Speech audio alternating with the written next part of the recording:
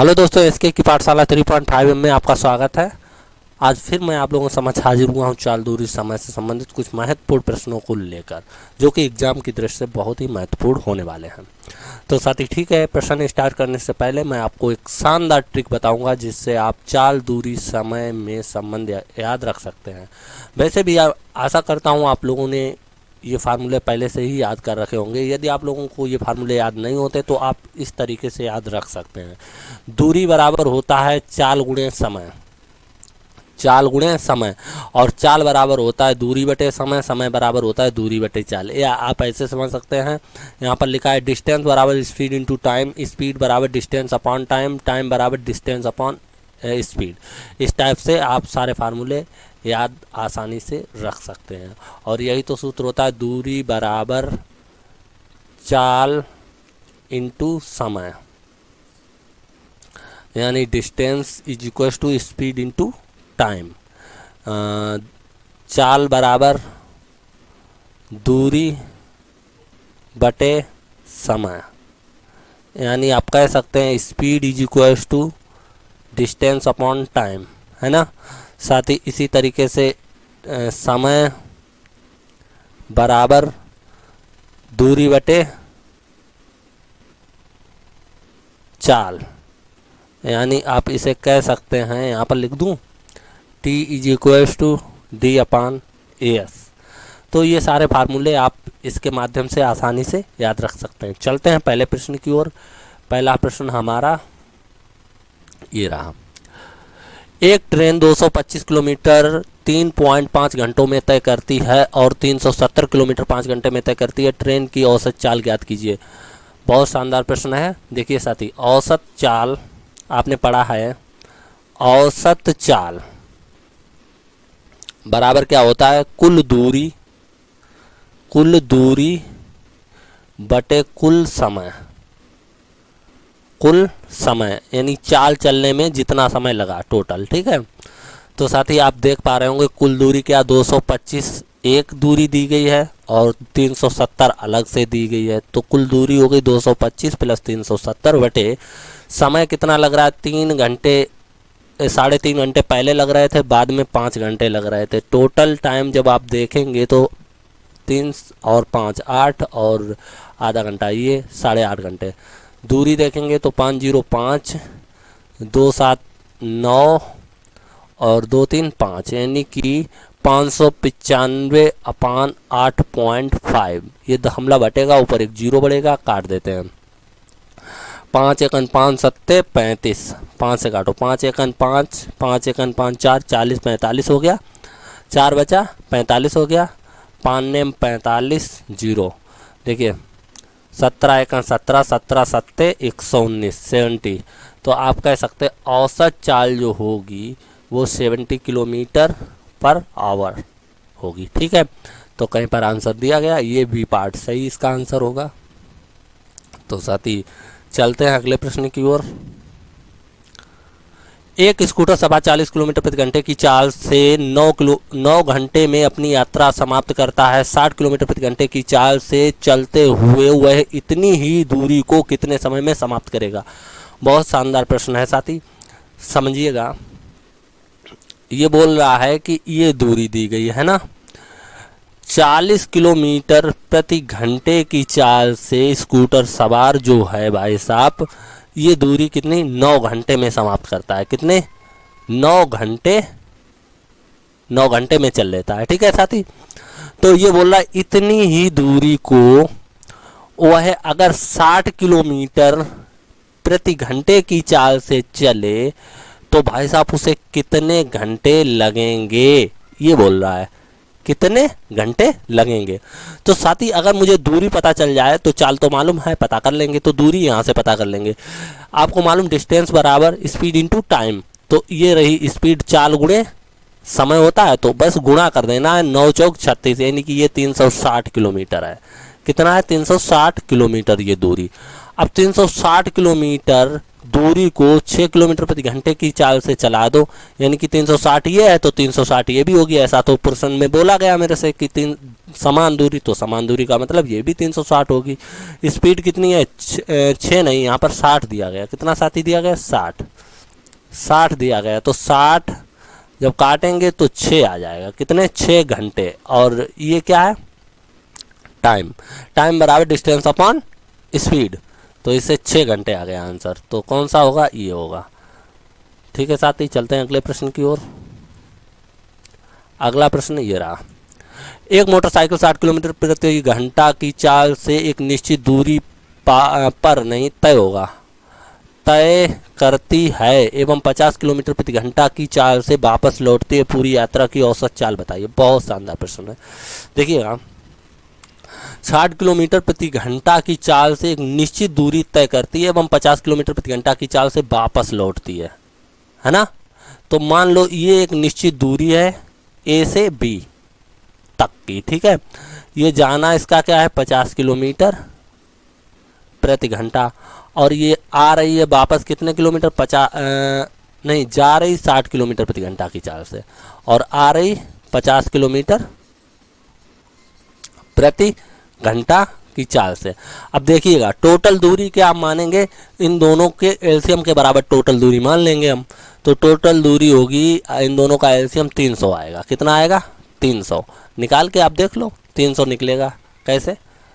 60 और 50 बड़ी से बड़ी संख्या से काट दो, आसानी से निकल आएगा। ठीक है, 6 और यहाँ पर 5। अब इनका मल्टीप्लाई 6 पंचे 30, दशामन 300। ठीक है, इस टाइप से निकाल लेते हैं। बहुत आसान है एलसीएम निकालना। तो 300 किलोमीटर दूरी हो गई। देखिएगा आप साथी, अब आप बताइए कि 60 किलोमीटर प्रति घंटे की चाल से 300 किलोमीटर दूरी तय करने में कितना समय लगेगा? तो साथी समय जो लगेगा 6 पंचे 30, 5 घंटे। कितना?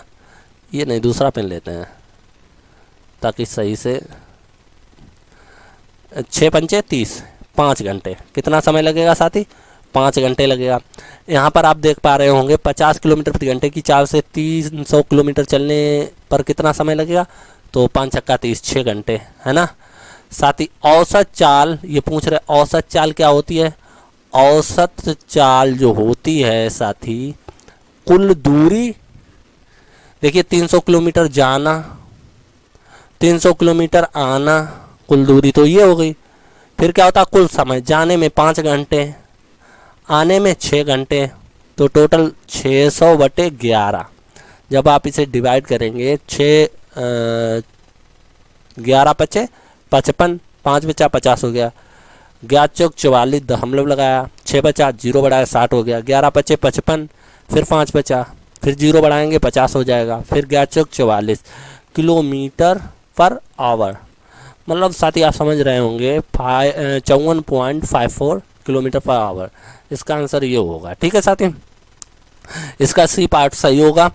इसे साथी दूसरे तरीके से बना सकते थे आप। डायरेक्ट फार्मूला एक होता है, आपको याद होगा, मैंने बताया भी है पहले वीडियो में। अगर अभी तक आपने नहीं देखा तो आप जाकर उस वीडियो को देख सकते हैं। औसत चाल बराबर आपने पढ़ा होगा 2x/y। ऐसी स्थिति में जब चालें दी होती हैं तब 2xy/x+y, ये आपको याद रखना होगा। तब आपको याद होगा तभी आप बना सकते हैं। 2 × x की वैल्यू 60 और × y की वैल्यू कितनी है? 50, है ना साथी। 50 और बटे कितना हो जाएगा? 60 + 50। जब आप इसे कैलकुलेट करेंगे तो आप देखेंगे ये हो जाएगा 56 3 दूनी 60। तो कुल मिला के ये हो जाएगा 6000 बटे नीचे कितना हो जाएगा? 6 5 11, यानी कि 110। एक 0 से काट दो तो 600/11। और अभी भी तो 600/11 का आंसर ये आया था, तो हम इन्हें भी 600/11 को ये बोल सकते हैं, है ना। तो आप ऐसे डायरेक्ट फार्मूले से भी इसे लगा सकते हैं। तो चलते हैं अगले प्रश्न की ओर साथियों। अगला प्रश्न ये रहा। मैंने अपनी कार की चाल 40% बढ़ा ली, उसके द्वारा लिए जाने वाले समय में प्रतिशत कमी होगी। देखिए साथी, जब चाल ज़्यादा होगी तो समय कम लगेगा, और जब चाल कम होगी तो समय ज़्यादा लगा होगा। ठीक है, तो ये बोल रहे चाल बढ़ा दी तो जाहिर सी बात है समय कम लगेगा। तो इस ऐसे सवालों को कैसे बनाते हैं? जैसे मान लो स्पीड S1 S2 पहले S1 चाल से जा रहा था, तब पहले इसकी चाल 100 थी, परसेंट वाला है ना, तो ऐसे मान लेंगे 40% को अगर हम सही से लिखें 40%, तो आप ऐसे लिख सकते हो 40/100, 40/100 लिख सकते हो। तो आप पहले वास्तविक चाल इसकी 100 मान लो, ठीक, वास्तविक चाल यानी कि पहले इसकी चाल जो थी 100 थी, इसके बाद इसने चाल बढ़ा ली, कितनी 40%, तो 100 से कितनी हो जाएगी 140 हो जाएगी, 100 से इसकी चाल हो जाती है 140। अब ये साथी क्या करेगा, देखिएगा, तो टाइम का क्या होगा रेशियो, टाइम का इसका जो रेशियो होगा वो अपोजिट यानी कि पलट जाएगा, यानी कि 140:100 हो जाएगा, ठीक, ये टाइम का रेशियो। तो आप देख पा रहे हैं पहले से समय कितना लग रहा था 140, फिर बाद में कितना लग रहा है 100, यानी कि कुछ टाइम में घटा है ना, समय कुछ माइनस हुआ है, कितना माइनस 40 कम हुआ है, किस पर 140 पर। तो समय में प्रतिशत कमी जो होगी, समय में प्रतिशत कमी जो होगी वो साथी क्या होगी, समय में प्रतिशत कमी जो होगी वो होगी 40×100, ऐसे लिख सकते हो, 40 कम हो रहा है किस पर 140 पर, और गुणे 100 ये रहा, ठीक है, इससे ये चला गया, 2 दूनी 4, 2 7 14, यानी कि आप कह सकते हैं 200/7%, इतने प्रतिशत कमी हो रही है ना। तो इसे कैलकुलेट कर लो आप, फाइनली आंसर आ जाएगा 7 चौक 28, ना ना ना नहीं होगा ना, 20 है, 7 दूनी 14 है, 6 बचा 60 हो गया, 7 अट्ठे 56, हम लोग लगाया 4 बचा 40 हो जाएगा, 7 पना 35, 5 बचा 50, 7 सत्ते 49, यानी आप कह सकते हैं 28.57%। ये आपका इसका बी पार्ट सही होगा, ठीक है साथी। अगले प्रश्न की ओर चलते हैं। अगला प्रश्न ये रहा, ए ने अपनी कार की चाल 40% घटा ली, उसके द्वारा लिए जाने वाले समय में प्रतिशत बढ़ोतरी होगी। देखिए, अब चाल अगर घटा लेगा तो समय उसे ज़्यादा लगेगा, यानी कि समय बढ़ जाएगा, यानी कि स्पीड पहले जो थी इसकी वास्तविक स्पीड वो उसे मानते हैं 100, ठीक है। फिर इसने अपनी चाल घटा ली, इसका मतलब इसकी जो दूसरी स्थिति में स्पीड होगी वो S2 मान सकते हैं, तो वो कितनी प्रतिशत घटाई 40, यानी 100 से 40 कम कर दो तो आप कहेंगे 60। तो यहाँ टाइम का रेशियो क्या होगा, टाइम का जो रेशियो होगा तो वो होगा 60:100।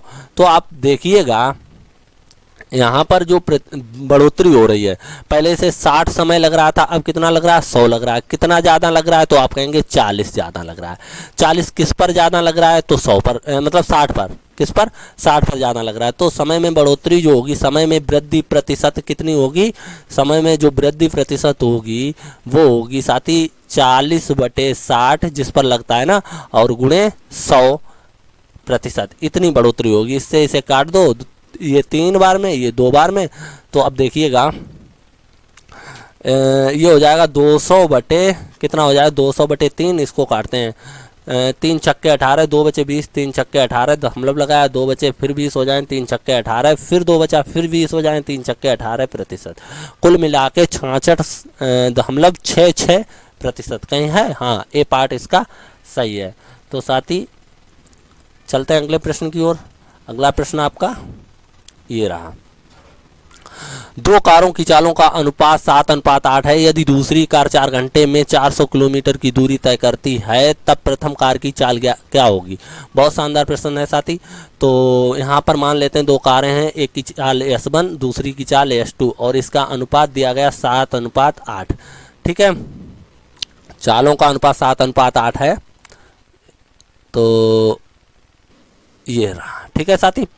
तो ये बोल रहे हैं पहली कार जो है, देखिए पहली कार की देखिए यहाँ पे कहा गया है यदि दूसरी कार की चाल, दूसरी कार 4 घंटे में 400 किलोमीटर की दूरी तय करती है, तो हम कह सकते हैं S2 जो होगा कुल दूरी 400 और बटे समय 4 घंटे, यानी इसकी चाल जब हम निकालते हैं तो 100 किलोमीटर कितना निकल रही है 100 किलोमीटर पर आवर, इतनी इसकी चाल निकल रही है S2 बराबर। मगर ये क्या बोल रहे हैं, दूसरी कार की चाल जो है इनके मुताबिक बताई गई है 8 है, यानी हम निकाल रहे हैं S2 तो 100 किलोमीटर निकल रही, इनके मुताबिक 8 है, तो हम कह सकते हैं 8 जो है वो 100 को रिप्रेजेंट कर रहा है। तो 1 किसको रिप्रेजेंट कर रहा होगा, तो आप कहेंगे 100/8। तो 4 से काटते हैं, 4 दूनी 8, 25 चौके 100, यानी कुल मिला के 1 यूनिट की वैल्यू आप देख पा रहे होंगे 25/2 है। तो इस हिसाब से 7 यूनिट की वैल्यू क्या होगी, तो आप कहेंगे 7 × 25/2 किलोमीटर पर आवर। यानी कि पहली जो कार होगी उसकी चाल ये होगी क्या, इसको थोड़ा सोल्व करते हैं। तो 25 सत्ते 175/2 किलोमीटर पर आवर, यानी आप कह सकते हैं 2 अट्ठे 16 हासिल, हासिल क्या शेष 1 बचेगा, यहाँ पर इधर जाएगा 15 हो जाएगा, फिर 2 सत्ते 14, तो हम लोग लगाएं 1 बचेगा, फिर आप क्या करेंगे 0 बढ़ाएंगे, 2 पंचे 10, यानी कि इस तरीके 87.50 किलोमीटर पर आवर। देखिए यहाँ पर 0 नहीं लगा है तो भी कोई दिक्कत नहीं, 0 लगा भी सकते हैं, अगर नहीं है तो भी कोई दिक्कत नहीं, तो यहाँ पर आप नहीं भी लिखो तो भी कोई दिक्कत नहीं, ठीक है। तो फाइनली आंसर क्या है, सी पार्ट इसका सही है। अगले प्रश्न की ओर चलते हैं। अनिल ए से बी तक 40 किलोमीटर प्रति घंटा की चाल से जाता है और बी से ए तक लौटते समय अपनी चाल 50% बढ़ा लेता है। आने और जाने का औसत चाल ज्ञात कीजिए। बहुत ही बढ़िया प्रश्न है। देखिए ये ए और ये बी, ए वी। अब देखिए साथी, अनिल यहाँ से यहाँ तक जाता तो है 40 किलोमीटर पर आवर से, 40 किलोमीटर पर आवर से जाता है, मगर आते समय बोला गया 50% वृद्धि कर लेता अपनी चाल में। तो भाई साहब 40 का 50% आप निकालिएगा तो 50/100 करके जब इसे कैलकुलेट आप करेंगे, 1 दूनी 2 दूनी 4 यानी कि 20, यानी कि 20 किलोमीटर प्रति घंटा की स्पीड बढ़ा लेता है। तो 40 तो पहले थी और 20 किलोमीटर और बढ़ा ली, तो इसकी चाल क्या हो जाएगी 60 किलोमीटर पर आवर, यही तो हो जाएगी।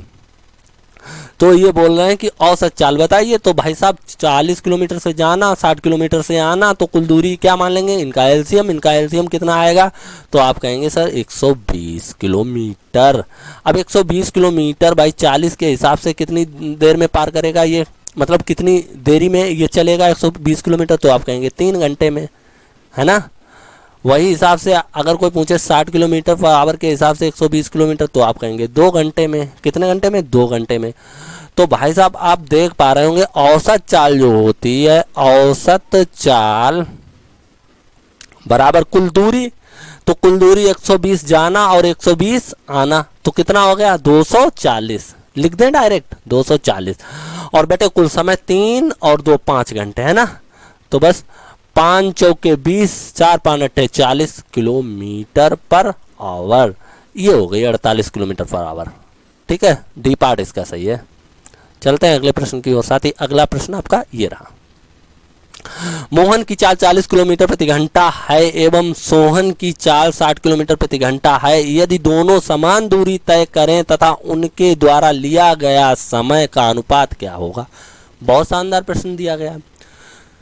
देखिए मान लो ये दूरी है, समान दूरी है, तो यही दूरी दोनों को चला देते हैं। देखिए यहाँ पर मोहन और सोहन दिया गया, आप मोहन सोहन ना मानकर एक ही व्यक्ति मान लें तो ज़्यादा बेटर रहेगा। आप ऐसा समझें कि एक ही व्यक्ति है, 2 बार जा रहा है। एक बार जा रहा है 40 किलोमीटर प्रति घंटे की चाल से, 40 किलोमीटर प्रति घंटे की चाल से, और एक बार जा रहा है 60 किलोमीटर प्रति घंटे की चाल से, ठीक है। ऐसा आप समझें तो ज़्यादा बढ़िया होगा, ठीक है। अगर आप मोहन सोहन मानते तब भी कोई दिक्कत नहीं। जब दूरी बराबर होती तो ऐसी स्थिति में हम क्या करते हैं, इनकी इस चालों का अनुपात निकाल लेते हैं।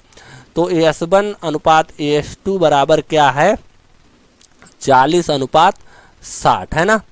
तो भाई साहब यहाँ पर T1 अनुपात T2 क्या होगा, देखिएगा उनके द्वारा लिया गया समय का अनुपात पूछा गया। तो भाई साहब ये हो जाएगा 60/40।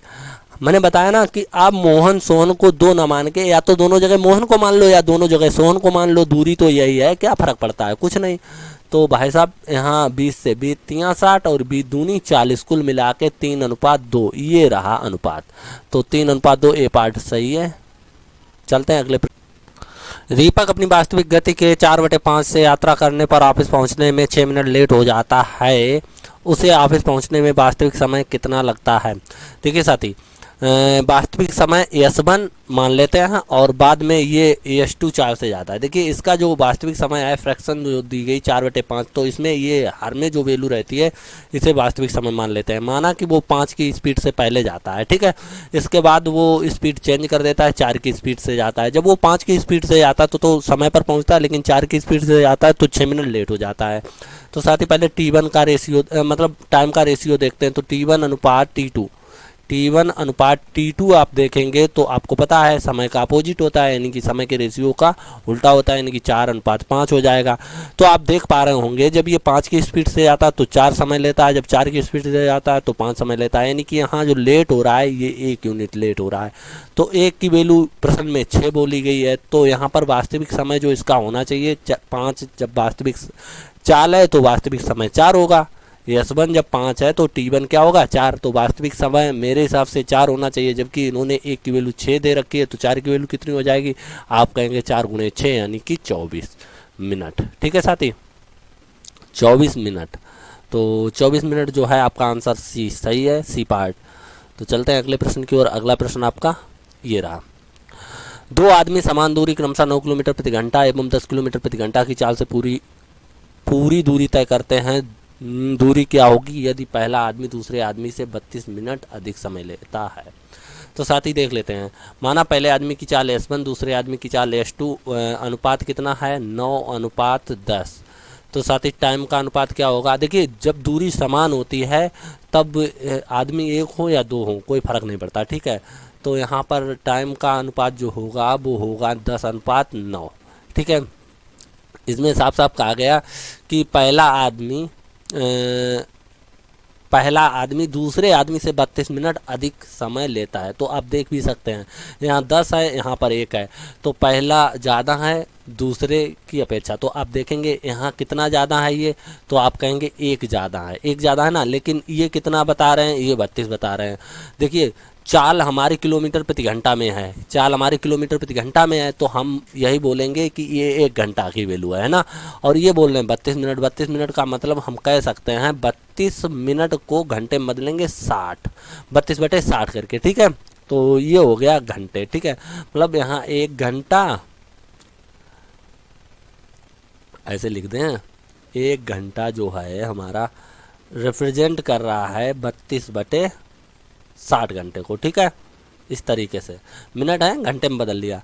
तो आप कह सकते हैं 1 यूनिट की वैल्यू जो यहाँ पर है वो अगर 4 से काट दो,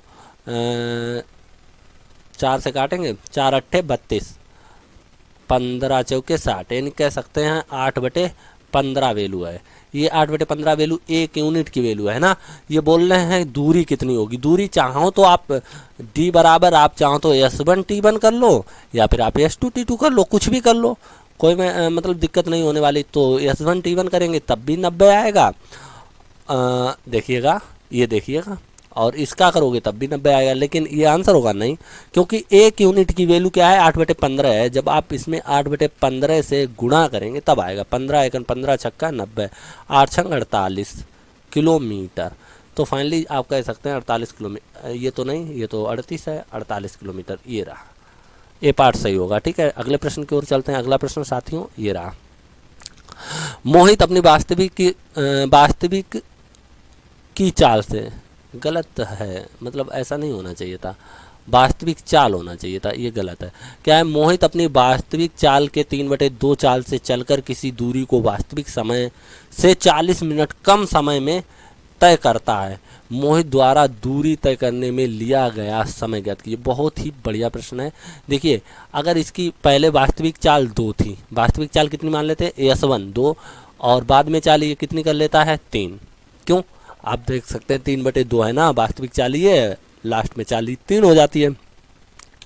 तो टाइम का रेशियो क्या होगा, तो आप T1 अनुपात T2 जब देखेंगे तो ये 3:2 हो जाएगा। तो आप देख पा रहे होंगे वास्तविक समय से 3 लग रहा और बाद में इसे समय 2 लग रहा है। तो आप कह सकते हैं कि वास्तविक समय जो है ज़्यादा है बाद के समय से। और ये बोल भी रहे हैं कि बाद में जो समय कम लग रहा है वो 40 मिनट कम लग रहा है। लेकिन मेरे हिसाब से देखिए चाल यहाँ पर किलोमीटर में तो दी नहीं गई, सीधा सीधा दे दिया गया। तो हम कह सकते हैं कि एक की वैल्यू इन्होंने कितनी दी, 40 मिनट। एक यूनिट की वैल्यू 40 मिनट दे रखी है। तो ये क्या बोल रहे हैं, वास्तविक समय है। मोहित द्वारा दूरी तय करने में लिया गया नया समय। नया समय साथी यही तो लिया गया, ये तो पहले लेता था, ठीक है। नया समय 2 है, लेकिन जब ये बोल रहे हैं एक यूनिट की वैल्यू है 40, तो 2 की कितनी होगी, तो आप कहेंगे 2 गुणे 40 यानी कि 100 सीधा हो जाएगा 80 मिनट। कितना हो जाएगा, 80 मिनट। और 80 मिनट का मतलब होता है साथी 1 घंटा 20 मिनट। 1 घंटा 20 मिनट, यही तो होगा, 1 आवर 20 मिनट। तो ये आपका आंसर, ठीक है साथी। तो साथी इतने ही प्रश्न थे। अगर वीडियो पसंद आया हो तो प्लीज़ हमारे वीडियो को लाइक करें तथा हमारे चैनल को सब्सक्राइब करके हमारा सपोर्ट करें। तो थैंक यू दोस्तों, मिलते हैं अगले वीडियो में, तब तक के लिए जय हिंद।